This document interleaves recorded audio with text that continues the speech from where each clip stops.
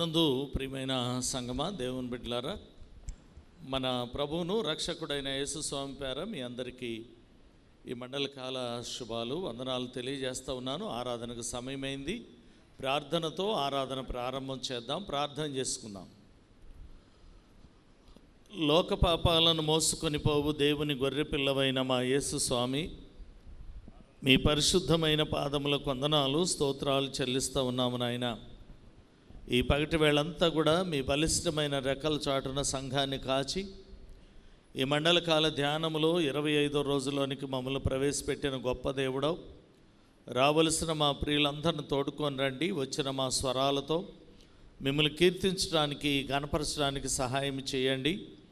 ఈ దినాన ప్రభా, మీ పక్షాన నిలవనయున్న మీ దాసులను ఆత్మచేత నింపండి. సంఘానికి కావలసిన వర్తమానముతో మీరు మాట్లాడగలందులకై వందనాలు స్తోత్రాలు చెల్లిస్తూ ఉన్నాను. ఈ ఆరాధన అంతా కూడా ఆది నుండి అంతం వరకు మీకు మహిమకరంగా చేరే సంఘానికి మైక్ శబ్దం ద్వారానే బిడ్డలకు దీవెనకరంగా ఉండునట్లు కృప దయచేయమని యేసు నామములో అడిగి వేడుకొనుచున్నాము తండ్రి, ఆమేన్. దయచేసి కూర్చోనండి.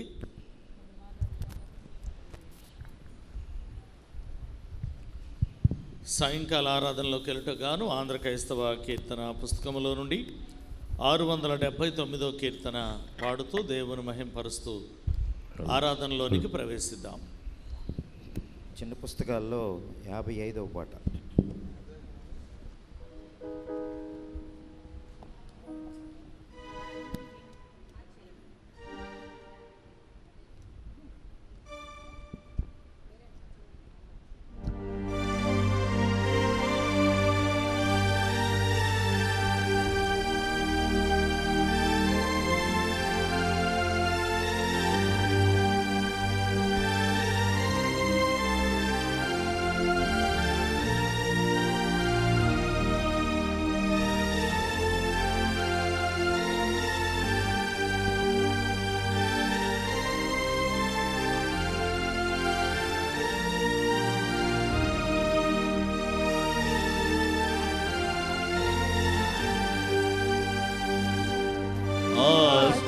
ఆశ్చర్యమైన ప్రేమ కల్వరిలోని ప్రేమ, మరణము కంటే బలమైన ప్రేమది, నన్ను జయించే నీ ప్రేమ. ఆశ్చర్యమైన ప్రేమ, పరమును వీడిన ప్రేమ, ధరలో పాపిని వెదకిన ప్రేమ, పరమును వీడిన ప్రేమ, ధరలో పాపిని వెదకిన ప్రేమ, నన్ను కరుణించి ఆదరించి సేదీచి నిత్య జీవమిచ్చి, నన్ను కరుణించి ఆదరించి సేదీచి నిత్య జీవమిచ్చి, ఆశ్చర్యమైన ప్రేమ, పావన యేసుని ప్రేమ, సిలువలో పాపిని మోసిన ప్రేమ, పావన యేసుని ప్రేమ, సిలువలో పాపిని మోసిన ప్రేమ, నాకై మరణించి జీవమిచ్చి జయమిచ్చి తన మహిమనిచ్చి, నాకై మరణించి జీవమిచ్చి జయమిచ్చి తన మహిమనిచ్చి, ఆశ్చర్యమైన ప్రేమ, శ్రమలు సహించిన ప్రేమ, నాకై శాపమునొచ్చిన ప్రేమ, శ్రమలు సహించిన ప్రేమ నాకై శవమునొచ్చిన ప్రేమ విడనాడని ప్రేమని ఎన్నడూ ఎడబాయదు విడనాడని ప్రేమని ఎన్నడూ ఎడబాయదు ఆశ్చర్యమైన ప్రేమ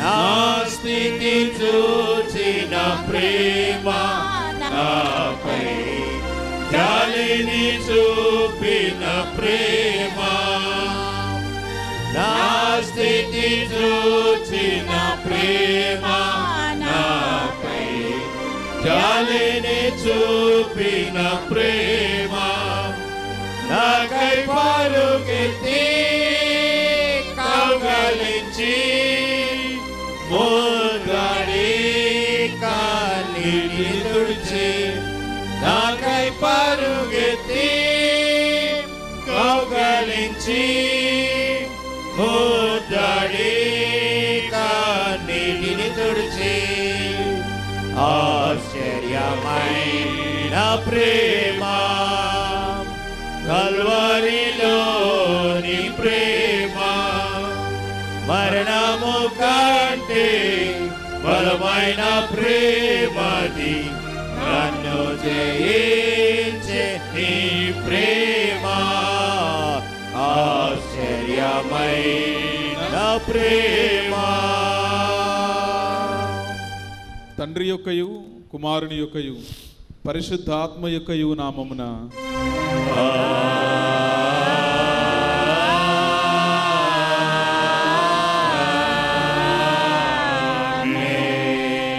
ఓ ప్రభువా నా పెదవులను తెరువుము అప్పుడు నా నోరు నీ స్తోత్రమును బయలుపరచును. ఓ దేవా నన్ను విడిపించుటకు త్వరగా రమ్ము. ఓ ప్రభువా నా సహాయమునకు త్వరగా రమ్ము. తండ్రికిని కుమారునికిని పరిశుద్ధాత్మకును ఆదియందు ఇప్పుడెల్లప్పుడు యుగ యుగముల నాట్లు మహిమ కలుగుగాక. ఆమేన్ ఆమేన్ ఆమేన్. దయచేసి కూర్చునండి. ప్రభునందు ప్రియమైన సంగమా, దేవుని బిడ్డలారా, మండల కాల ధ్యానాల్లో 25వ రోజు కొరకై ఏర్పాటు చేయబడిన లేఖన భాగాలు చదవగా విందాం. పాత నిబంధన పాఠ్య భాగం యెషయా గ్రంథం 60వ అధ్యాయం 17వ వచనం నుండి 22వ వచనం వరకున్న భాగాన్ని కూచిపూడి మేరీ హెప్సిబా గారు చదవాలని మనవి చేస్తూ ఉన్నాను. సువార్త పాఠ్య భాగం మత్తయి సువార్త 9వ అధ్యాయం 27వ వచనం నుండి 34వ వచనం వరకు ఉన్న భాగాన్ని శ్రీవల్లి టీచర్ గారు చదవాలని మనవి. పాత నిబంధన పాఠ్య భాగం హెప్సిబా గారు.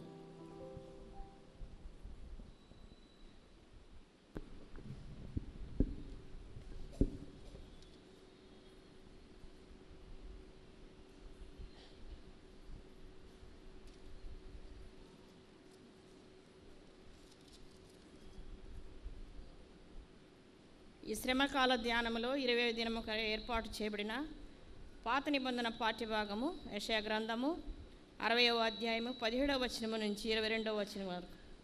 యెషయా గ్రంథము 60వ అధ్యాయము 17వ వచనం నుండి 22వ వచనం వరకు.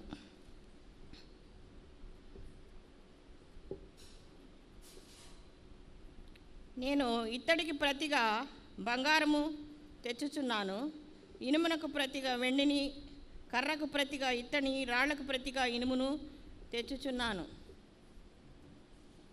సమాధానమును నీకు అధికారులుగాను నీతిని నీకు విచారణకర్తలుగాను నియమించుచున్నాను.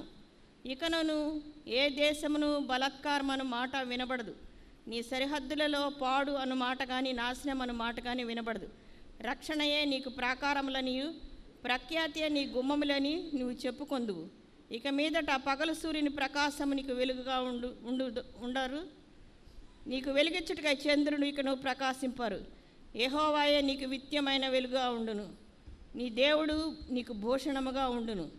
నీ సూర్యుడు ఇకను అస్తమింపడు, నీ చంద్రుడు క్షీణింపడు. యెహోవాయే నీకు నిత్యమైన వెలుగుగా ఉండును. నీ దుఃఖ దినములు సమాప్తములగును. నీ జనులందరూ నీతిమంతులైందురు. నన్ను నేను మహిమపరచుకున్నట్లు వారు నేను నాటిన కొమ్మగాను నేను చేసిన పనిగాను ఉండి దేశమును శాశ్వతముగా స్వతంత్రించుకుందురు. వారిలో ఒంటరి అయిన వాడు 1000 మంది అగును. ఎన్నిక లేనివాడు బలమైన జనమగు. యెహోవాకు నేను తగిన కాలము నా ఈ కార్యమును త్వరపెట్టుదు. దేవుని వాక్యం ఇంత పర్యంతము. ఓ ప్రభువా, మమ్మను కనికరింపుము.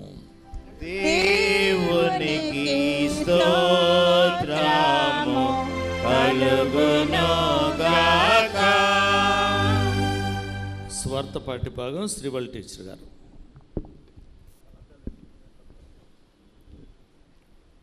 శ్రమల కాల ధ్యానంలోని 25వ దినము కొరకు ఏర్పాటు చేయబడిన సువార్తలోని దేవుని వాక్యము మత్తయి సువార్త 9వ అధ్యాయము 27వ వచనము నుండి 34వ వచనం వరకు. మత్తయి సువార్త 9వ అధ్యాయము 27వ వచనము నుండి ప్రారంభము.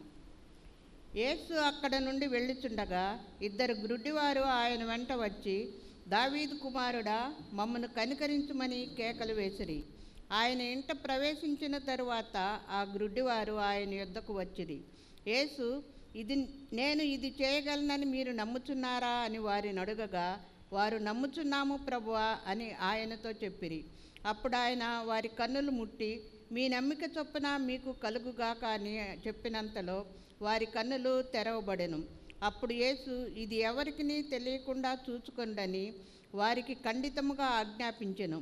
అయినను వారు వెళ్ళి ఆ దేశమంతటా ఆయన కీర్తి ప్రచురం చేసిరి. యేసును ఆయన శిష్యులను వెళ్ళుచుండగా కొందరు దయ్యము పట్టిన యొక్క మూగవాణ్ణి ఆయన యొద్దకు తీసుకొని వచ్చిరి. దయ్యము వెళ్ళగొట్టబడిన తరువాత ఆ మూగవాడు మాట్లాడగా జనసమూహములో ఆశ్చర్యపడి, ఇశ్రాయేలీల్లో ఇలాగు ఎన్నడూనూ కనపడలేదని చెప్పుకొండ్రి. అయితే పరిసయ్యులు, ఇతడు దయ్యముల అధిపతి వలన దయ్యములను వెళ్ళగొట్టుచున్నాడని చెప్పిరి. సువార్తలోని దేవుని వాక్యము ఇంత పర్యంతము. ఓ ప్రభువా, మమ్మను కనికరింపుము. దేవునికి స్తోత్రము కలుగును గాక. ప్రభునందు ప్రియమైన దేవుని బిడ్డలారా, గమనించండి. ఈ మండల కాల ధ్యానంలో 25వ రోజు కొరకై మనకి దైవ సందేశాన్ని అందించడానికి మన ప్రియ రెవరెండ్ కే ఆనంద్ అనూఫ్ గారు, మరి స్థానిక సంఘ సభ్యులు, అంతేకాకుండా సేవా భారత్లో ఒక ఉన్నతమైన స్థానంలో పరిచర్య చేయడానికి దేవుడు ఏర్పాటు చేసుకున్నారు. వారు ఈరోజు మనకి నీ దుఃఖ దినములు సమాప్తములగును అనేటువంటి అంశం మీద దైవ సందేశాన్ని అందించడానికి గాను ఆంధ్ర క్రైస్తవ కీర్తన పుస్తకంలో నుండి 199వ కీర్తన పాడుతూ దేవుని మహింపరుస్తూ వాక్య ధ్యానములోనికి ప్రవేశిద్దాం. తనువు నాదిదిగోగై ఛాయ.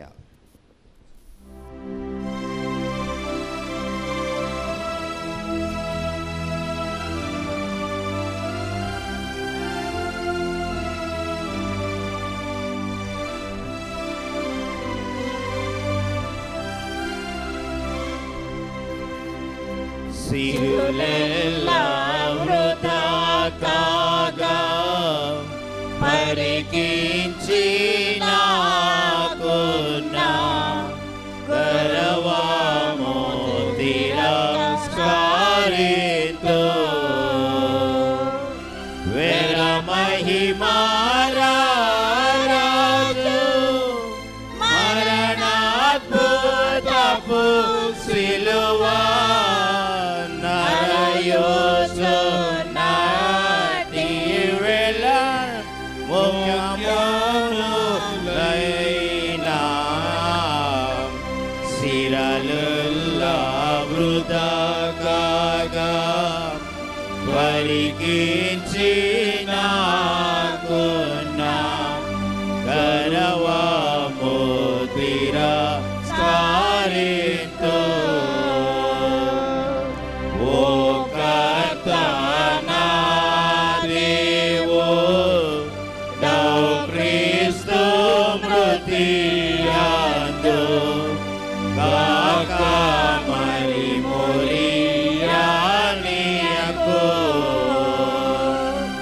ప్రకట భ్రమకారి వ్యర్థ వస్తువులను ప్రభుని రాజ్యం కొరకై చూచించెదగాను. సిరులెల్లా వృథా కాగా పరికించినాకున్నా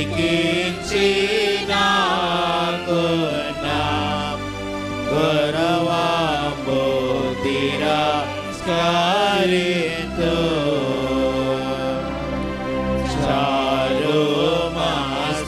చారుమస్తకహస్త పాదములవయి చారపు దయాయుగలసి సారి ప్రాణించునని చూడు మేపుడిటి దారి గలదా ముళ్ళ కిరీట పౌన సిరులెల్లా వృథా కాగా పరికించినాకున్నా అరవము తిరస్కరింతు. వారి నిజ రక్తంబు వస్త్రంబు వలె సిలువ పైనని తనువు గొప్పే. అయినా లోక మంతటికి ఉడైవై తిరినాకి లోకము బ్రోచమయ్యో. సిరులెల్లా వృథా కాగా పరికించినాకున్నా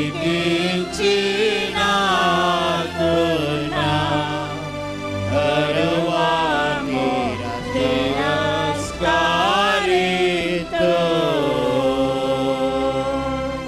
మన తండ్రి అయిన దేవుని నుండి ప్రభు అయిన యేసుక్రీస్తు నుండి కృపయు సమాధానం మీకు కలుగునుగాక. ఆమేన్. దయచేసి కూర్చోనండి.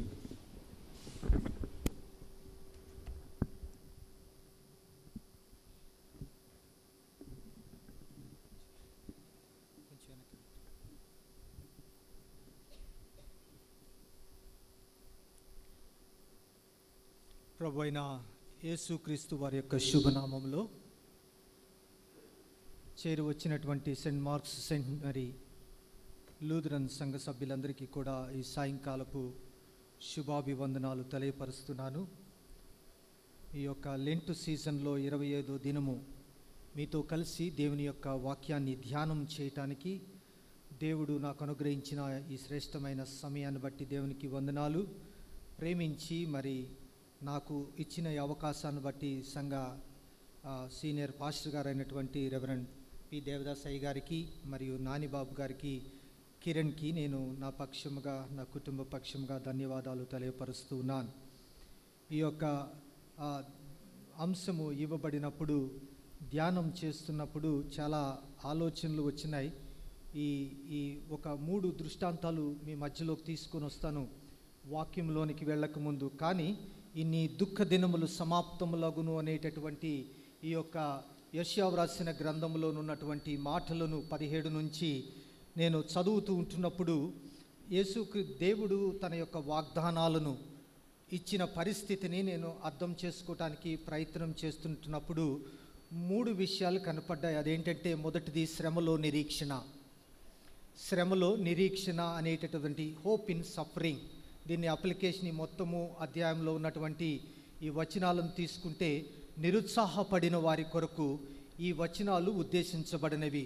అవమానాన్ని గౌరవముగా మార్చగలిగినటువంటి శక్తి దేవునికి ఉన్నది అనేటటువంటి వాగ్దానము ఈ యొక్క వచనాల్లో మనకి కనపడుతుంది. ఎందుకనంటే ఇత్తడికి బదులుగా బంగారమును, ఇనుమునకు ప్రతిగా వెండిని, భూ సంబంధమైన ప్రయోజనకరమైన వస్తువులను పరలోక సంబంధమైన వాటితో భర్తీ చేయటాన్ని సూచిస్తుంది. ఈ 17వ వచనాన్ని మనము చదువుతుంటున్నప్పుడు, ఈ 17, 18 వచనాలు చూస్తుంటున్నప్పుడు పరివర్తనపై విశ్వాసం ఉంచాలి.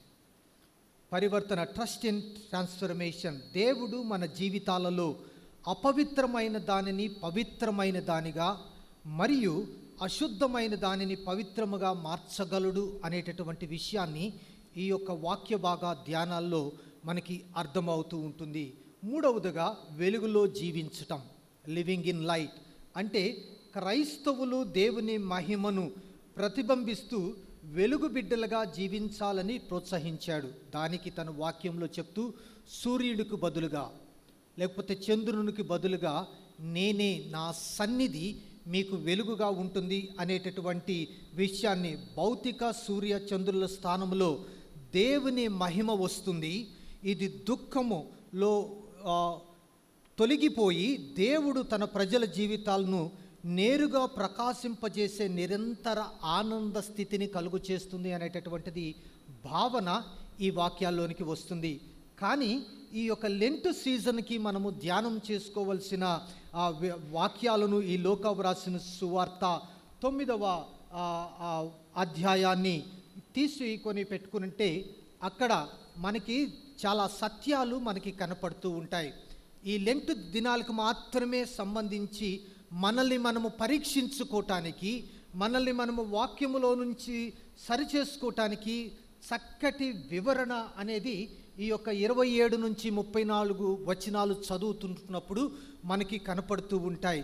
దీనిని ఒక 2 మాటల్లో చెప్పుకోవాలి అని అంటే, ఈ వాక్య భాగాన్ని చదువుతూ ఉంటున్నప్పుడు ఆత్మీయ సంబంధమైనటువంటి అంధత్వము కలిగి ఉండటం బాహ్య సంబంధమైనటువంటి గ్రుడ్డితనము కన్నా ఘోరమైనది అనే యొక్క సత్యాన్ని ఇది వెల్లడి చేస్తుంది. మరొకసారి చెప్తాను, ఆత్మీయ సంబంధమైన అంధత్వము అనేది కలిగి ఉండటం అనేది బాహ్య సంబంధమైనటువంటి గ్రుడ్డితనం కన్నా కూడా ఘోరమైనది అనేటటువంటి భావన. అంటే స్పిరిచువల్ బ్లైండ్నెస్ కలిగి ఉన్న వారికి, వారు ఆత్మీయంగా కలిగి ఉన్న అంధత్వం గురించి కూడా వారికి తెలియదట. వారికి స్పిరిచువల్ అంటే ఆత్మీయంగా అంధత్వములో ఉన్న వారికి, ఆత్మీయంగా వారు అంధత్వములో ఉన్నారు అనేటటువంటి విషయాన్ని కూడా తెలియదు అనేటటువంటి విషయాన్ని ఈ యొక్క 2 గుడ్డివారుల విషయము మనకి తెలియపరచబడుతుంది. ఎందుకంటే it is possible they have perfect ice, వాళ్ళకి చూపు ఉన్నది కానీ చూడలేనటువంటి పరిస్థితుల్లో ఉన్నారు. 2 వ్యక్తులు చెప్తాను నేను. ఇక్కడున్న 2 వ్యక్తుల్లో ఒకరు గ్రుడ్డివారు, వారికి కన్నులు లేకపోయినా వారు మెస్సయ్యను చూడగలిగారు. కన్నులు ఉండి, దృష్టి ఉండి చూడగలిగిన వాళ్ళు కూడా యేసు వైపు చూచి వాళ్ళు అంటున్నటువంటి మాట ఏంటంటే, దయ్యముల అధిపతి అని అంటున్నారు పరిసయ్యులు. 2 వ్యక్తులు, ఒకళ్ళేమో గుడ్డివారు, వారికి చూపు లేదు, వారికి తెలియదు, కానీ వారు ఈ మెస్సయ్యను చూడగలిగినటువంటి స్థితి వారికి ఉన్నది. మరొకరు కన్నులు ఉన్నాయి, చూడగలుగుతున్నారు, వారికి దృష్టి ఉన్నది. వారు యేసు వైపు చూచి వారు ఏమంటున్నారంటే, దయ్యములకు అధిపతి అనేటటువంటి మాటను ఈ యొక్క 34వ వచనంలో మనకి కనపడుతూ ఉంటుంది. ఇవి ఇద్దరిని మనము గమనిస్తుంటున్నప్పుడు, who is Jesus to you? నీకు యేసు ఎవరు? మీ జీవితానికి లేకపోతే నా జీవితానికి యేసు ఎవరు? ఈ యెషయా రాసిన గ్రంథములో వాగ్దానాలు ఇవ్వబడ్డాయి మనకి, దుఃఖ దినాలు సమాప్తమైనవి అని. ఈ దుఃఖ దినాలు సమాప్తమైనవి అన్నవి మనము మన జీవితాల్లో ఆ ప్రామిసెస్, వాగ్దానాలు నెరవేరాలంటే ఈ యొక్క దైవ గ్రంథాన్ని మనం చదవాల్సిందే. యేసు ఎవరు అని తెలుసుకోవాలనంటే మనము దేవుని యొక్క వాక్యాన్ని చదవకుండా యేసు ఎవరో తెలియదు. కానీ నేటి క్రైస్తవుల విషయాన్ని చార్లెస్ స్పర్జన్ గారు తను ప్రసంగం చేస్తూ ఒక 3 కథలు చెప్పాడు. ఆ 3 కథల్లో 3 సత్యాలు దాగి ఉన్నాయి. అవేమిటంటే, మొట్టమొదటిది, ఒక ప్రదేశంలో లేకపోతే ఒక గ్రామములో ప్లేగు అనేటటువంటి వ్యాధి వచ్చినది. ఆ ప్లేగు వ్యాధి వస్తే అక్కడున్నటువంటి గవర్నమెంట్ ఆఫీసరు ప్లేగు వ్యాధి వచ్చింది, చనిపోయిన వారిని అందరినీ బయటకు తీసుకురండి, చనిపోయిన వారిని అందరినీ బయటకు తీసుకొని రండి అని అంటూ ఉంటే, ప్లేగు వ్యాధికి మందు కలిగినటువంటి డాక్టర్ గారు ఒక రూమ్లో ఉండి నిద్రపోతున్నాడట. ఒక రూమ్లో ఉండి నిద్రపోతూ ఉన్నాడట ఈ యొక్క డాక్టర్ గారు.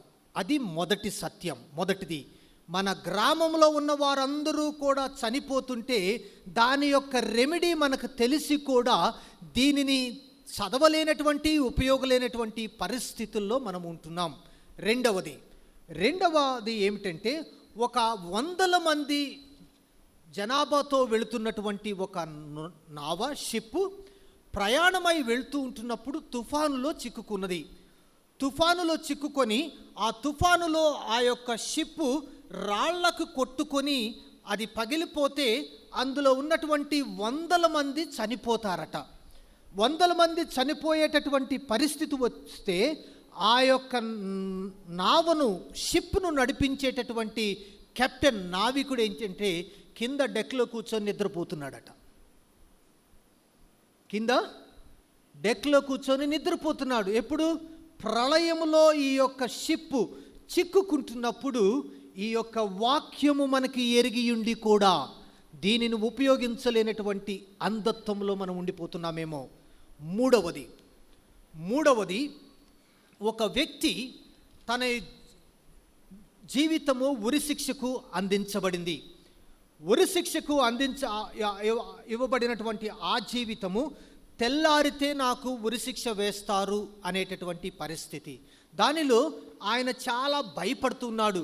నా యొక్క కంఠానికి ఆ తాడు బిగిస్తే నేను నొప్పును భరించగలనా లేదా అనేది చాలా ఆందోళనకు గురైపోతూ ఉన్నటువంటి ఈ వ్యక్తి మళ్ళీ చనిపోతే నాకు ఏమవుతుంది అనేటటువంటి చాలా కష్టమైనటువంటి పరిస్థితుల్లో ఆయన ఆందోళన చెంది ఉంటే, ఆయన విషయమై ఒక బంట్రోత్కి లేకపోతే ఒక మెసెంజర్కి ఆయనకి క్షమాభిక్ష పెట్టబడినది అనేటటువంటి ఒక లెటరు ఆ యొక్క మెసెంజర్కి ఇవ్వబడింది.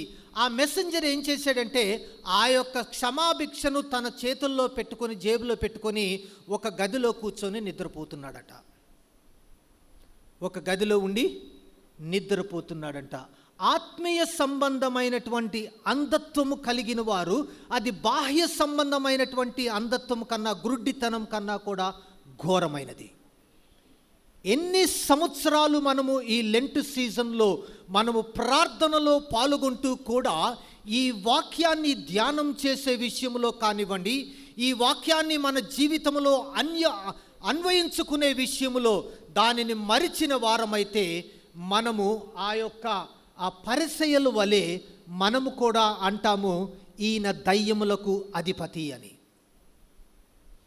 దయ్యములకు అధిపతి. Who is Jesus? ఎవరు యేసు మీకు? Who is he? ఎవరండి ఈయన అని ఈ యొక్క వాక్యాలను మనము చదువుతూ ఉంటున్నప్పుడు యేసు ఎవరో తెలియాలంటే మరలా చెప్తున్నాను, వాక్యాన్ని ధ్యానం చేయాల్సిందే. నేను ఇక్కడ బోధకుడుగా రాలేదు, బోధకుడు యేసుక్రీస్తు మాత్రమే. కానీ వాక్యంలో ఉన్నటువంటి సత్యాలను ధ్యానం చేసుకొని మననం చేసుకోవటానికి మనం అందరము సమకూడి ఉన్నాం. కనుక ఈ యొక్క 27వ వచనంలో తీసుకుంటే, యేసు అక్కడ నుండి వెళ్ళుచుండగా 2 గ్రుడ్డివారు ఆయన వెంట వచ్చి, దావీదు కుమారుడా మమ్మును కనికరించమని కేకలు వేసిరి. యేసు ఆ రోజంతా చాలా పరిచర్య చేశాడు, చాలా అలసిపోయి ఉన్నాడు. ఈ అలసిపోయినటువంటి యేసుక్రీస్తు వారు రెస్ట్ తీసుకోవటానికి అనుకోండి, లేకపోతే చివరిగా ఆ జైరస్ ఇంటిలో ఉన్నటువంటి ఆ యొక్క చనిపోయిన బిడ్డను, కుమార్తెను లేవనెత్తిన తర్వాత మరలా తిరిగి ఒక ఇంట ప్రవేశిస్తూ ఉన్నాడు. అది భోజనం చేయటానికి అవ్వచ్చు. ఇక్కడ వ్రాయబడలేదు, కానీ ఆయన అక్కడ ఒక ఇంట ప్రవేశిస్తున్నారు అనేటటువంటి మాట అక్కడ రాయబడి ఉంది. కనుక చాలా అలసిపోయినటువంటి ఈ యేసుక్రీస్తు వారిని ఆ గుంపులో నుంచి ఒక 2 గురుడ్డివారు వారు కేకలు వేస్తూ ఉన్నారు, యేసును కరుణించమని.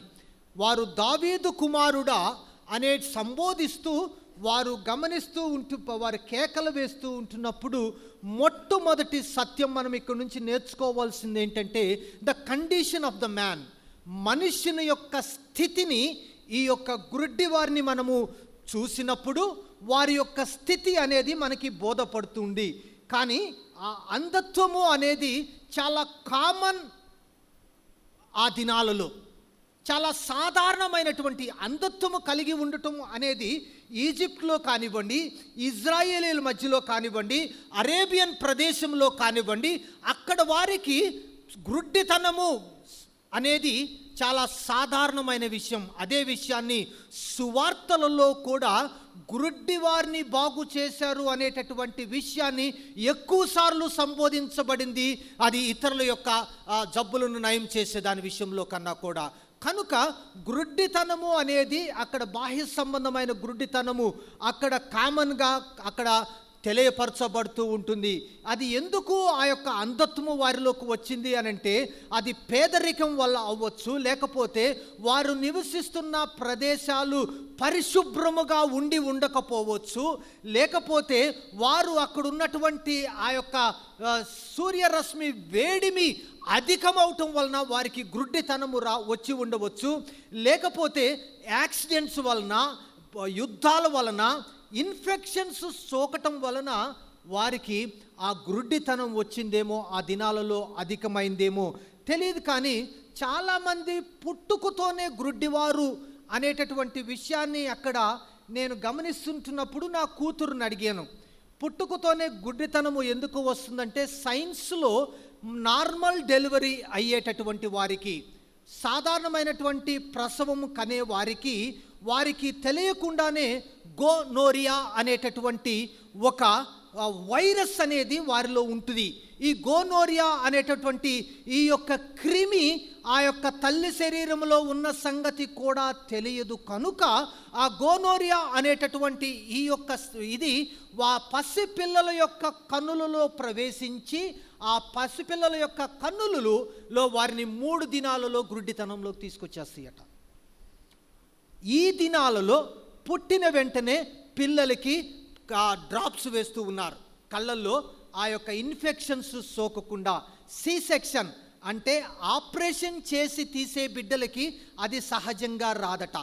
కానీ నార్మల్ డెలివరీ అయ్యే వారికి ఆ దినాలలో ఉన్నటువంటి పరిస్థితుల్లో ఆ వ్యాక్సిన్ లేకపోవటం వలన వారికి గుడ్డితనం అనేది కామన్ అనేటటువంటి విషయాన్ని అక్కడ లిఖించబడింది. అందుకే యోహాను వ్రాసిన సువార్త 9వ అధ్యాయం 2వ వచనంలో కూడా శిష్యులు యేసుక్రీస్తు వారితో మాట్లాడుతూ, బోధకుడా వీడు గ్రుడ్డివాడై పుట్టుటకు ఎవడు పాపము చేసును, వీడు కన్నవారా అని ఆయన అడుగా, అది ఆ ప్రశ్న అది వేదాంత సంబంధమైనటువంటి అర్థాలు ఉన్నా కూడా కొన్ని మెడిసినల్ ఆ ఇన్ఫెక్షన్స్ ఆ లిటిల్ చిన్నపిల్లలకి ఆ ఇన్ఫెక్షన్స్ సోకటం వలన 3 దినాలలో వారు గ్రుడ్డితనంలోకి వెళుతారు అనేటటువంటి. సో ఈ మనుషుని యొక్క పరిస్థితి చూస్తే వారు గ్రుడ్డివారు.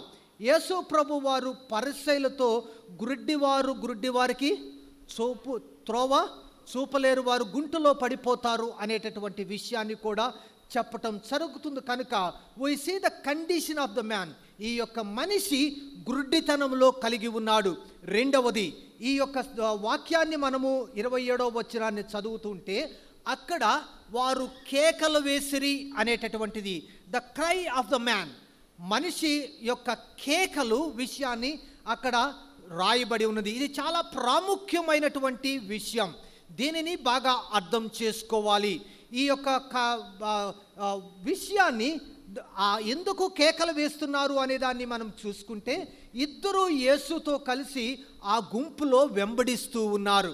వాళ్ళు వెంబడిస్తూ ఉంటున్నప్పుడు వాళ్ళని త్రోసివేశారేమో, ఆ గుంపులో ఉన్నటువంటి వారి మధ్యలో వారు నలిగిపోయారేమో.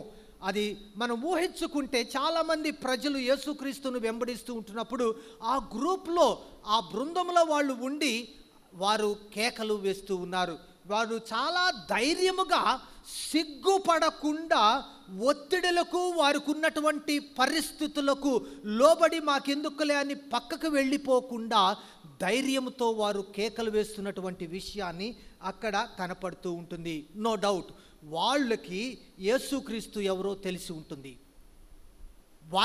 వారికి ఆ జైరస్ యొక్క కుమార్తెను లేవనెత్తినప్పుడు ఆ గుంపులో వీరు ఉన్నారేమో, ఆ ఎక్స్పీరియన్స్లో వారు అనుభవంతో వాళ్ళు ఉన్నారు. వీరి యొక్క పరిస్థితి మనము చూస్తుంటున్నప్పుడు మనకి అర్థమయ్యేది ఏంటంటే, యేసుక్రీస్తును వెంబడించేవారు ఎవరైనా ఉన్నారంటే దే ఆర్ బ్రోకెన్ హార్టెడ్, హృదయము విరిగినటువంటి వారు, లేకపోతే హృదయములో వేదన పడుతున్నవారు, లేకపోతే ఒంటరితనములో ఉన్నవారు, లేకపోతే వారు నిరుత్సాహముతో ఉన్నటువంటి వారు, లేకపోతే బాధలలో ఉన్నటువంటి వారు, లేకపోతే పాపులు. వీరు యేసుక్రీస్తును వెంబడిస్తున్నట్టు మనకి కనపడుతూ ఉంటుంది. ఎవరూ కూడా మనము బైబిల్ చదువుతున్నప్పుడు సెల్ఫ్ సఫిషియంట్, అన్నీ బాగా సమృద్ధిగా ఉన్నవాళ్ళు యేసుక్రీస్తును వెంబడిస్తున్నట్టు మనకి కనపడదు. సెల్ఫ్ సఫిషియెంట్ అంటే సమృద్ధిగా ఉన్నవారు, లేకపోతే దేవుని పట్ల, లేకపోతే వారికి ఎటువంటి ప్రశ్నలు వారి జీవితంలో లేనప్పుడు వారు దేవుడి వద్దకు రారు, దేవుణ్ణి వెంబడించరు. కనుక ఈ యొక్క గుడ్డి వాళ్ళను మనము చూసినప్పుడు they are in desperate need, చాలా ఆశ, నిరుత్సాహంలో నుంచి వారు కేకలు వేస్తున్నారు, దావీదు కుమారుడా కరుణించుము అనేటటువంటిది. ఈ కేకలు అనేటటువంటి దాన్ని మనము బైబిల్ గ్రంథంలో నుంచి మనము తీసుకుంటూ పోతే, మార్కు రాసిన సువార్త 5వ అధ్యాయములో దయ్యము పట్టినవాడు వేసినటువంటి కేకలు మనకి కనపడుతుంటాయి. అది ఎట్లంటే అరుపులు, పెడబొబ్బులుతో చాలా రొమ్ము కొట్టుకుంటూ అరుచుకునేటటువంటి పరిస్థితిని మనం అక్కడ చూస్తాం. యేసుక్రీస్తు వారు సిలువ మీద ఉంటున్నప్పుడు తను కూడా ఒక బిగ్గరగా ఒక కేక వేసి తను తండ్రికి తన ఆత్మను అప్పగించాడు. కనుక బాధలో వేస్తున్నటువంటి ఈ కేక, ఒక అవసరతలో ఉన్నటువంటి ఈ కేకలో నుంచి వారు ఎంత అవసరత కలిగి ఉన్నారో ఆ యొక్క కేకలో మనకి అర్థం అవుతూ ఉంటుంది. కనుక కేక వేస్తున్నటువంటి వారు ఒక ప్రత్యేకమైనటువంటి పదాన్ని ఉపయోగించారు. ఏమిటంటే దావీదు కుమారుడా అనేటటువంటి మాటను వాళ్ళు వాడారు. దీనికి ఒక ప్రత్యేకమైనటువంటి భావన ఈ యొక్క దావీదు కుమారుడా అనే దానికి ఉన్నది. దావీదు కుమారుడా అనేది యూదులందరూ కూడా రానయ్యున్నటువంటి మెస్సయ్యకి గుర్తుగా పెట్టుకున్నటువంటి పేరు. అది పాత నిబంధనలో ప్రవచన రూపంలో చెప్పబడినటువంటి మాట. యూదులందరూ కూడా వారు ఆ యొక్క దావీదు కుమారుని మెస్సయ్య కోసం ఎదురు చూస్తున్న సమయంలో ఈ మత్తయి కూడా మాట్లాడుతుంటాడు. మరి ఈ గ్రుడ్డి వారికి ఏంటి వంశాలు ఏమన్నా తెలుసా? వాళ్ళకి తెలిసి ఉండకపోవచ్చు. వంశ పారంపర్యాలు ఏమన్నా తెలుసుకొని ఉన్నారా? తెలుసుకొని ఉండకపోవచ్చు. కానీ నేను అనుకుంటాను వారికి యెషయా వ్రాసిన గ్రంథము 35వ అధ్యాయము 5-6 వచనాల్లో ఉన్నటువంటి ప్రవచనాన్ని వారు విన్నారేమో ఈ మెస్సయ్య విషయమై. ఏమని రాసి ఉంటుందంటే అక్కడ, గ్రుడ్డివారు కన్నులు తెరవబడును, చెవిటివారు చెవులు విప్పబడును, కుంటివాడు దుప్పివలే గంతులు వేయును, మూగవాని నాలుక పాడును. వారు అనుకున్నారు, ఇవన్నీ వారికి తెలిసిన తర్వాత ఎదురు చూస్తున్నటువంటి మెస్సయ్య ఈయనే అని ఈ బాహ్యముగా గ్రుడ్డితనము కలిగిన వారు గుర్తించారు. కానీ కనులు ఉండి కూడా, చూడగలిగి ఉండి కూడా, దృష్టి ఉండి కూడా ఆయనని ఎవరో గుర్తించలేనటువంటి పరిస్థితిలో నేటి క్రైస్తవులు ఉన్నారు. కనుక ఈ యొక్క యూదులు మెస్సయ్యాకి ఇచ్చినటువంటి టైటిల్ సన్ ఆఫ్ డేవిడ్, దావీదు కుమారుడా అనేటటువంటి దానిని ఈ యొక్క ప్రవచనాలలో మనం చూస్తే 2వ సమూయేలు గ్రంథము 7వ అధ్యాయము 16వ వచనములో కనపడుతూ ఉంటుంది దాని విషయమై. అంత మాత్రమే కాకుండా ఈ యొక్క దేవదూత లూకాకు రాసిన సువార్త 1వ అధ్యాయం 32వ వచనములో కూడా దాని విషయమై ప్రకటిస్తూ కనపడుతూ ఉంటుంది. ఇంకా యేసుక్రీస్తు వారు చివరి దినాలలో యెరూషలేములోకి ఎంటర్ అవుతున్నప్పుడు 21వ అధ్యాయము మత్తయి రాసిన సువార్త, అక్కడ ప్రజలు హోసన్నా హోసన్నా హోసన్నా అని కేకలు వేశారు. దావీదు కుమారుడా, రాజులకు రాజా అని. సో యేసుక్రీస్తు వారు మెస్సయ్య అనేటటువంటి దానిని ఈ గ్రుడ్డి వారు నిజాయితీతో కూడినటువంటి కేక, చాలా నిజాయితీగా వారు యేసుక్రీస్తు వారు మెస్సయ్య అని వారి హృదయంలో అంగీకరించి వారికున్న నాలెడ్జ్ అంటే వారికున్న జ్ఞానమును బట్టి వారు కేకలు వేశారు. అంత మాత్రమే కాకుండా వారి యొక్క యాటిట్యూడ్ అంటే వారి యొక్క దృక్పథాన్ని చూడండి. వారు ఏం చెప్తున్నారంటే కరుణించుము అనేటటువంటి మాటను అక్కడ మాట్లాడుతూ ఉన్నారు. కరుణించుము అనంటే మేము అర్హులము కాదు, మేము మేలు పొందటానికి మేము అర్హులము కాదు, కనుక కరుణించుము అని వారి స్థితిని వారు జ్ఞాపకం చేసుకుంటూ కేకలు వేస్తూ ఉన్నారు. వారు యొక్క జ్ఞానముతో వారికి ఉన్నటువంటి వాక్యము అర్థమై ఆయన ఉన్నవాడు మెస్సయ్య అని గుర్తిస్తే వారి యొక్క స్థితి మేము అర్హులము కాదు, కనుక కరుణించుము అనేటటువంటి కేక వారు వేస్తూ ఉన్నారు. కానీ పరిసయ్యులైతే ఆ మాట అడగరు. కరుణించుము అనేటటువంటి మాట వారి జీవితంలో ఉండదు. ఎందుకంటే దే ఆర్ సెల్ఫ్ సఫిషియెంట్. వాళ్ళు ఏమని అనుకుంటారంటే దేవుడు ఏమైతే తలుస్తున్నాడో అలాగే మేము నడుచుకుంటున్నాము, కనుక ఎవరి యొక్క దయను కరుణను మేము పొందాల్సిన అవసరత లేదు అని పరిసయ్యులు అనుకుంటూ ఉంటారు.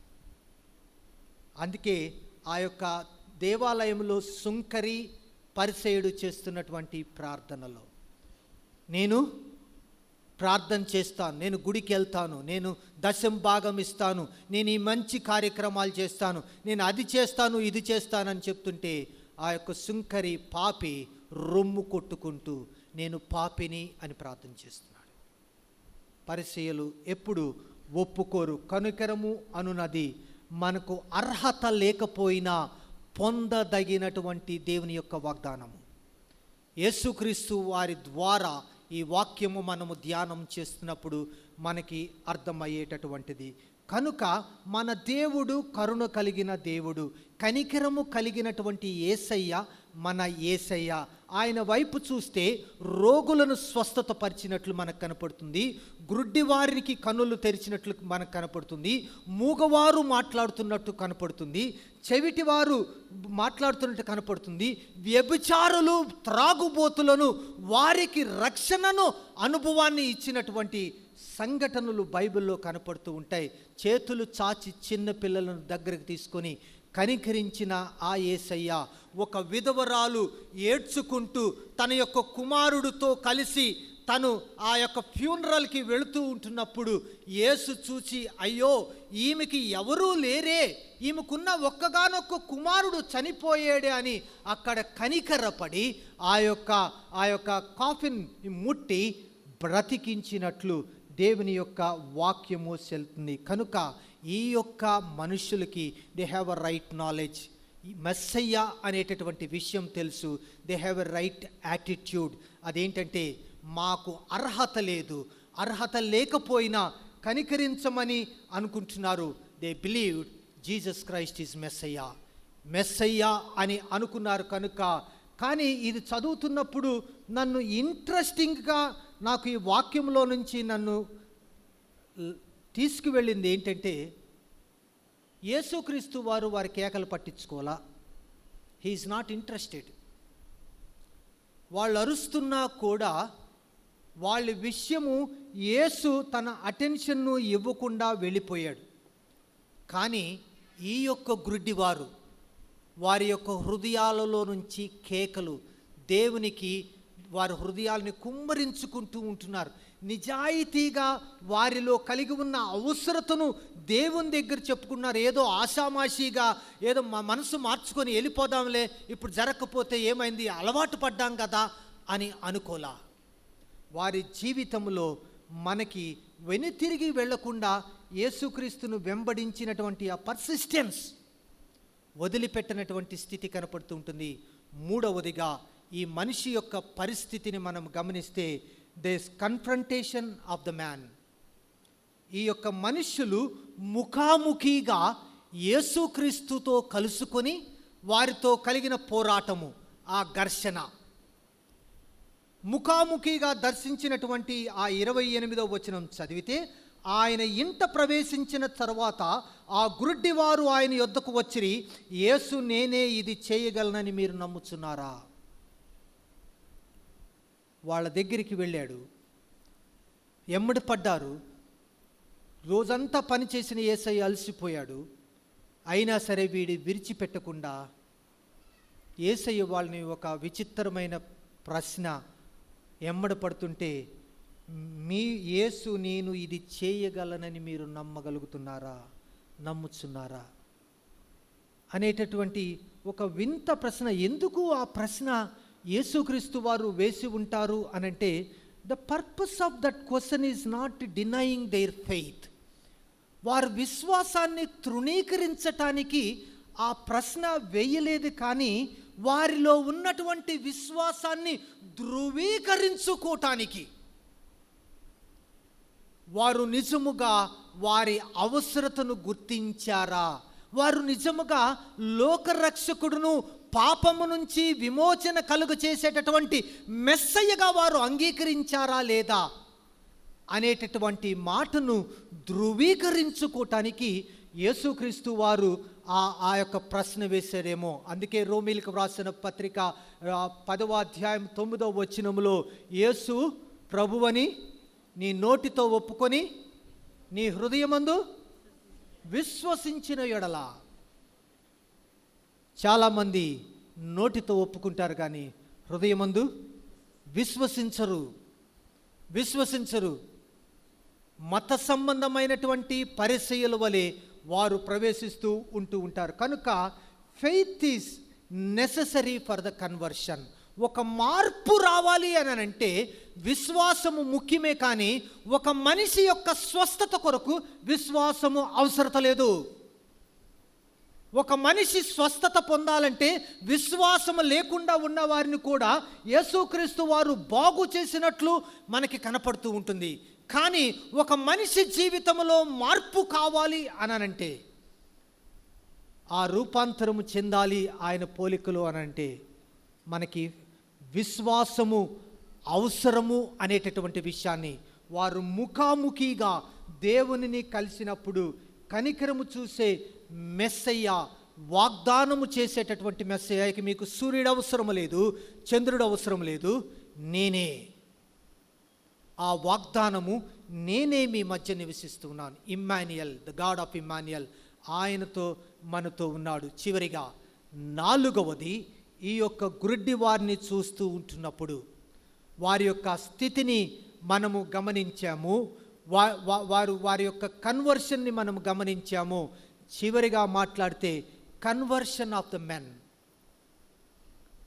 వారిలో సంపూర్ణమైనటువంటి మార్పు అనేది ఈ 29వ వచనంలో మనం చదువుతుంటే కనపడుతూ ఉంటుంది. అదేంటంటే, వారు నమ్ముచున్నాము ప్రభువా అని ఆయనతో చెప్పిరి. అప్పుడు ఆయన వారి కన్నులు ముట్టి మీ నమ్మిక చొప్పున మీకు కలుగునుగాక అని చెప్పినంతలో వారి కన్నులు తెరవబడెను. నేను అనుకుంటాను, నేను నమ్ముతాను, వారికి శారీరక సంబంధమైనటువంటి గురుడ్డితనము మాత్రమే కాదు, వారికి ఆత్మీయ సంబంధమైనటువంటి గురుడ్డితనము నుంచి యేసుక్రీస్తు వారు స్వస్థత కలుగు చేశాడని. ఆత్మీయ సంబంధమైనటువంటి గురుడ్డితనము నుంచి వారు చూస్తారు. మనము కనులున్నాయి, లోకాన్ని చూస్తున్నాం, కనులున్నాయి, అన్ని పరిస్థితులను చూస్తున్నాయి, కానీ కనులు ఉన్నాయి, కానీ దేవుని యొక్క వాక్యం వైపు ఎంతసేపు మనము చూస్తూ ఉన్నాం. ఈ దినము బైబిల్ తెరిచి ఎంతమంది చదివారు? రోజు ఎంతమంది బైబిల్ తీసుకొని చదువుతున్నారు? మొబైల్స్లోనూ క్యాలెండర్స్లోనూ కాదు, కన్నులు ఉండి కూడా చూడలేనటువంటి ఆత్మీయ అంధత్వం. ఆత్మీయ అంధత్వం మనిషి జీవితాన్ని ఆవహించినప్పుడు, ఇక్కడ మరలా చెప్తున్నాను, ఒక మనిషి స్వస్థత పొందటానికి విశ్వాసము అవసరత లేదు, కానీ ఒక మనిషి మార్పు చెందాలి అనంటే విశ్వాసము అవసరం. Who is Jesus? యేసు ఎవరు మీకు? యేసు మీ జీవితంలో ఎవరు? ఆదివారం ప్రార్థనకు రావటమా? లెంటు సీజన్లో రావటమా? కనులు ఉండి కూడా చూడలేనటువంటి ఆత్మీయ సంబంధమైనటువంటి అంధత్వంలో ఉన్నారా? మన దుఃఖ దినాలు సమాప్తములు అవ్వాలి అనంటే, మన దుఃఖ దినాలు ఆనందకరమైన దినాలుగా మారాలి అనంటే, నీ చేతిలో ఇవ్వబడినటువంటి దేవుని యొక్క వాక్యాన్ని చదవండి. దీన్ని ఎంతగా చదవగలిగితే అంతగా చదవండి. దేవుడు నాకు ఇచ్చినటువంటి గొప్ప అవకాశం. 10 అధ్యాయాలు చదవకుండా నేను పనిలోకి రాను, 30 అధ్యాయాలు చదవకుండా నేను పడక వద్దకు పోను. నన్ను పాపములో పడవేయకుండా కాపాడుతున్నది ఈ వాక్యమే. ఈ లోకములో ఉన్నటువంటి అంధత్వమునకు బానిస అవ్వకుండా నన్ను నడిపిస్తున్నది ఈ వాక్యమే. దుఃఖ దినాలు సమాప్తములు అవ్వాలి అనంటే, ఈ గ్రుడ్డివారు మెస్సైను గుర్తించారు. ఈ గ్రుడ్డివారు, కన్నులు లేనటువంటి వారు, వారి యొక్క స్థితిని గుర్తించి కరుణించమని, మాకు అర్హత లేదు అయినా కరుణించమని, కరుణించే దేవుణ్ణి గుర్తించారు కనుక వారు స్వస్థత పొందినట్లు దేవుని యొక్క వాక్యము సెలవిస్తున్నది. అటువంటి ఆత్మీయ సంబంధమైనటువంటి దృష్టిని దేవుడు మనకి అనుగ్రహించాలని కోరుకుంటూ, దేవుడు మిమ్మల్ని ఆశీర్వదించి నడిపించునుగాక. సమస్త జ్ఞానంకు మించిన దేవుని సమాధానం యేసుక్రీస్తు వలన మీ హృదయములకు తలంపులకు కావలి ఉండునుగాక. బలి నీకు ఇష్టము, మరియు దైవ బలులు విరిగిన ఆత్మయే. యెహోవా దేవా విరిగి నలిగిన యాతి హృదయ పాలక్షము చేయవు. నీ కటాక్షముతో సియోనుకు ఇప్పుడే నన్ను తోడను మేలు చేయము. ప్రకారముగాను యెరూషలేమునకు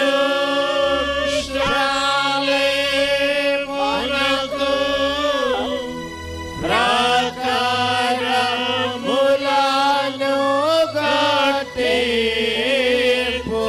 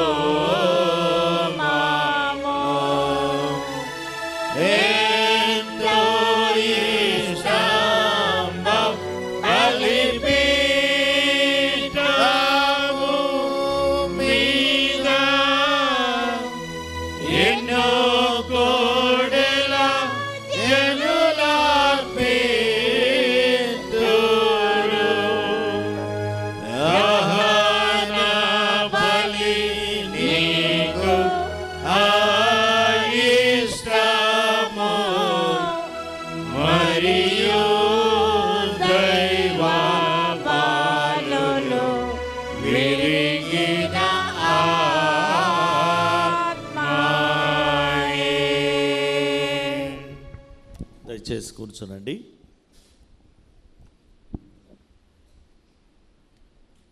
ప్రభునందు ప్రియమైన సంగమా, దేవుని బిడ్డలారా, మరి ఈరోజు మనకి దైవ సందేశాన్ని అందించినటువంటి మన ప్రియ సహోదరులు రెవరెండ్ కె ఆనంద్ అనూఫ్ గారికి మన సంఘపక్షంగా నిండు వందనాలు తెలియజేస్తూ ఉన్నాను. రేపు మండలకాల ధ్యానంలో మనకి వాక్యాన్ని అందించేవారు జి పుష్పరాజు గారు, మన జూనియర్ కాలేజీ ప్రిన్సిపాల్ గారు. వారు రేపు మనకి దైవ సందేశాన్ని అందిస్తారు. ఈ విషయాన్ని గమనించవలసిందిగా ప్రేమతో మనవి చేస్తూ ఉన్నాను. కొన్ని ప్రకటనలు గమనించవలసిందిగా మనవి చేస్తూ ఉన్నాను. మనం కొత్త చైర్స్ కావాలని అనౌన్స్ చేసినప్పుడు ఇస్తూ ఉన్నారు. బుర్రా రతనరాజు గారి జ్ఞాపకార్థం వారి బిడ్డలు మరి రాహుల్ అలాగే వినిల పింకీ వారి బిడ్డలు మరి 10 కుర్చీలు వారు స్పాన్సర్ చేశారు. వారికి వందనాలు తెలియజేస్తూ ఉన్నాను. సారేకొక్కు వజ్రమ్మ గారు జైపాల్ గారి యొక్క జ్ఞాపకార్థం వారి కుమార్తె అహల్య 10 కుర్చీలు ఇచ్చారు. ఉడ్డునగర్ వాస్తవ్యులు, వారికి వందనాలు. ఎరిచెర్ల ప్రకాష్ బాబు గారు మన థామస్పేట వాస్తవ్యులు 50 కుర్చీలు వారు స్పాన్సర్ చేశారు. వారికి వందనాలు తెలియజేస్తున్నాను. కోడి మోజెస్ గారు రాధాకుమారి గారి యొక్క కుమారుడు కోడి కరుణాకర్ అలాగే కోడి దయాకర్ వీరిద్దరు కూడా 20 కుర్చీలు మరి ఇవ్వటం జరిగింది. వారికి నిండు వందనాలు తెలియజేస్తూ ఉన్నాను. ప్రభునందు ప్రియమైన సంగమ, గమనించండి, మరి మండలకాల ధ్యానాలు నేటికి 25 రోజులు గడిచాయి. దేవుని కృపను బట్టి చక్కగా జరిగించబడటం, మీ అందరూ కూడా ఆరాధనలో పాల్గొని దేవుని మహింపరచబడటం చాలా సంతోషకరం. అయితే ఈ మండలకాల ధ్యానాల్లో మన సిద్ధపాటును బట్టి బ్యాప్టిజం కన్ఫర్మేషన్ కొరకై ఎవరైతే సిద్ధపడతా ఉన్నారో వారి నేమ్స్ని మరి గిఫ్టీ పాస్ గారికి ఇవ్వవలసిందిగా మనవి చేస్తూ ఉన్నాను. బాప్తిసం కొరకు అలాగే బాప్తిసం పొంది నిర్ధారణ కొరకు సిద్ధపడే వాళ్ళు ఉన్నట్లయితే మీ యొక్క నేమ్స్ని పాస్ గారికి ఇవ్వవలసిందిగా ప్రేమతో మనవి చేస్తూ ఉన్నాను. మరి ప్రార్థన చేసుకుందాం. మోకరించగలిగిన వారు మోకరించి, మిగతా వారు అందరూ కూడా ప్రార్థనలో ఏకీభవించవలసిందిగా మనవి చేస్తూ ఉన్నాను. ప్రార్థింతు. సకల ఆశీర్వాదాలకి కారణభూతమైన సర్వశక్తి గల తండ్రి, నీ ఘనమైన శ్రేష్టమైన నామాన్ని బట్టి స్తోత్రాలు చెల్లిస్తున్నామయ్యా. నీవు చూపించిన ఉచితమైన కృపను బట్టి ఈ మండలకాల ధ్యానములోని 25వ దినములోనికి మేము చేరిన మేము మా స్వరాల ద్వారా నిన్ను స్తుతించాం. సాయంకాలపు ఆరాధన ద్వారా నిన్ను మహింపరిచున్నాం. నీ పక్షమున నీ యొక్క దాసుని నిలబెట్టి వెత్తబడిన ప్రతి ఒక్క వాక్యము మా హృదయంలో ఫలించి లేఖనానుసారమైన జీవితాన్ని కొనసాగించుటకు కావాల్సిన శక్తిని మా జీవితంలో మీరే ప్రసాదించి నడిపిస్తారని కోరుచున్నాం నాయన. మా సెయింట్ మార్క్ సెంటనరీ దేవాలయం కలిగి ఉన్న ప్రతి ఒక్క కుటుంబాన్ని బట్టి విజ్ఞాపన చేస్తూ ఉంటున్నాను. బిడ్డలు చేస్తున్న ఉద్యోగ రంగాలు, వ్యాపార వృత్తులను, వారి యొక్క కష్టాజితాన్ని, చేతి వృత్తి పనులను దీవెనకరంగా మార్చండి. బిడ్డలు దేశ విదేశాలలో ఉంటూ వారి యొక్క చదువుల నిమిత్తమై, ఉద్యోగాల నిమిత్తమై స్థిరపడిన వారు ఉంటున్నారు. వారికి కావాల్సిన క్షేమాన్ని, భద్రతను మీరే కలుగజేసి నడిపిస్తారని కోరుచున్నాం నైనా. మా సంఘంలో ఎందరైతే అనారోగ్య స్థితిలోనూ, దీన స్థితిలోనూ, కష్టంలోనూ, కలిమిలోనూ కొనసాగుతూ ఉంటున్నారో వారికి కావాల్సిన క్షేమాన్ని, అభివృద్ధిని, ఆదరణ చేత కుటుంబాలను తృప్తిపరిచి నడిపించండి. నేటి దినం ప్రత్యేకముగా జన్మదినాన్ని పురస్కరించుకొని జరిపించుకుంటున్న బిడ్డలు ఉంటే సౌచ్యమైన దయకిటాన్ని బట్టి వారి యొక్క జీవితాలను తృప్తిపరిచి ఇలాంటి సంతోషమైన దినాలు వారి యొక్క జీవితంలో ఎన్నో పొందుకున్నట్టుకు కావాల్సిన శక్తిని మీరు అనుగ్రహించి నడిపిస్తారని కోరుచున్నాం నాయన. సంఘం కలిగి ఉన్న స్త్రీలు, పురుషులు, వృద్ధులు, చంటి బిడ్డలు, యోజన సభ్యులు బట్టి విజ్ఞాపన చేస్తూ ఉంటున్నాడు. 10th క్లాస్ పరీక్షల నిమిత్తమై వ్రాస్తున్న బిడ్డలు, వారు రాస్తున్న ప్రతి ఒక్క పరీక్షలో నీ యొక్క కృప చూపించండి. ఈ దినంన జరగనయున్న ఈ యొక్క పరీక్షలో నీ యొక్క కృప చూపించినారు.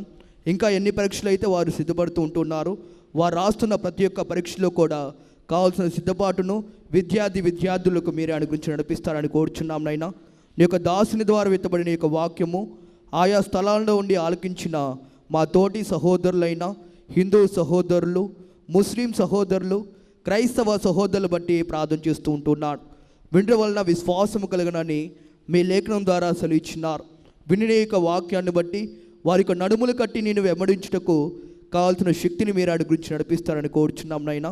ఈ ఆరాధనలో పాల్గొని వారి యొక్క స్వరాల ద్వారా నేను స్తుతించిన మా యొక్క కోయర్ బృందాన్ని, సంగీతం అందించిన నీ ప్రియ కుమారుడు వారి యొక్క కుటుంబాన్ని దీవించండి.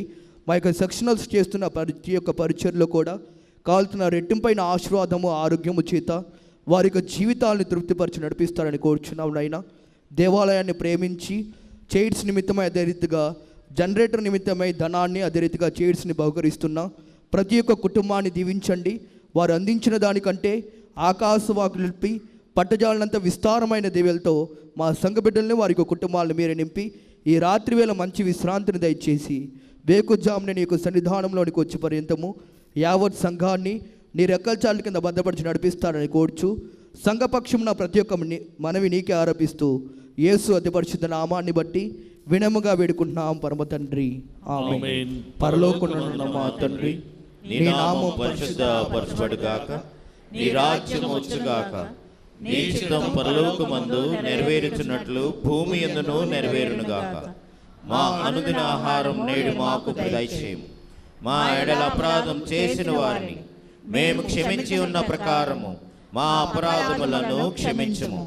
శోధంలోనికి తేక దుష్టు నుండి మమ్మలను తప్పించుము. రాజ్యమును, శక్తియు, మహిమయు నిరంతరమును నీవై ఉన్నవి. ఆమేన్. ప్రభు నిన్ను ఆశీర్వదించి నిన్ను కాపాడునుగాక. ప్రభు నీకు తన సన్నిధిని ప్రకాశింపజేసి నిన్ను కరుణించునుగాక. ప్రభు నీ మీద తన సన్నిధి కాంతిని ఉదయింపజేసి నీకు సమాధానము కలుగ చేయునుగాక.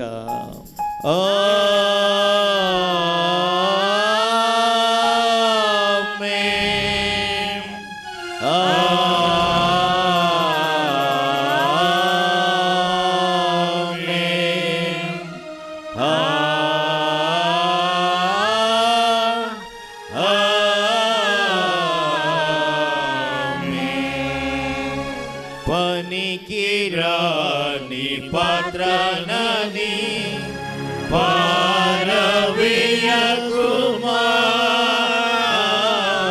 పొంగి పొరలు పాత్రగా చేసి నన్ను నింపుమా. పనికిరాని పాత్రనని పారవేయకుమా,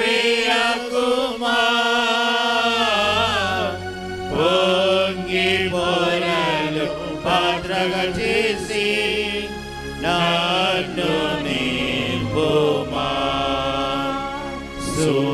సువార్తలోని పాత్రలన్నీ శ్రీయేసును పొగడుచుండా,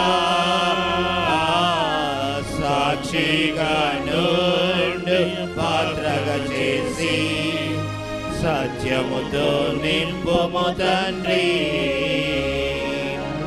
కుమారి ఓ కుమారి, జగదుత్పత్తి దారి,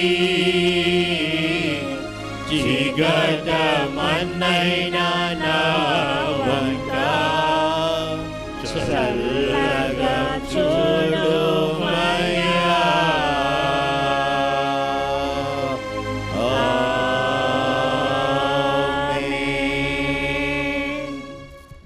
అందరికీ వందనాలండి. Thank you very much. సెలవు.